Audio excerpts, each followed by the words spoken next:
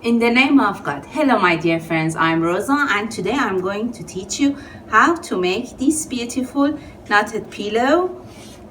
Subscribe to my channel and like and share the video to help me improve my channel.